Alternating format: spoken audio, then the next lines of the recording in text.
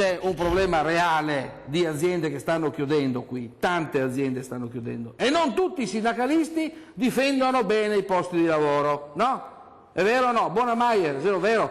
Tu hai pagato di persona, sei stato licenziato. Racconta la tua storia. Allora, io ero dipendente della Sirma, la fabbrica che recentemente è stata chiusa, non perché non aveva lavoro, ma perché c'è una grossa speculazione del terreno.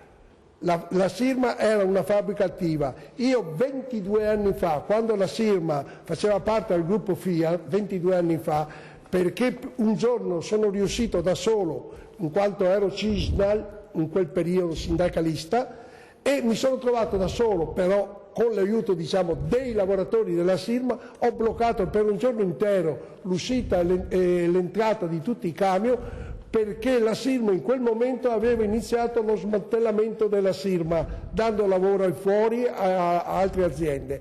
Bene, addirittura per il mio gesto, 2 funzionari della Fiat di Torino sono venuti a Porto Marghera e mi hanno consegnato una lettera di licenziamento. Non ho preso paura, mi sono ripresentato la mattina dopo al lavoro e l'unica cosa stonata è che mi sono trovato da solo e che né CGIL né CII in quel momento mi hanno dato una mano. Ma forse in quella volta era l'occasione per salvare la Sirma, perché era ancora il gruppo Fiat. Si potevano fare degli accordi che io avevo chiesto e che però poi sono andati nulli.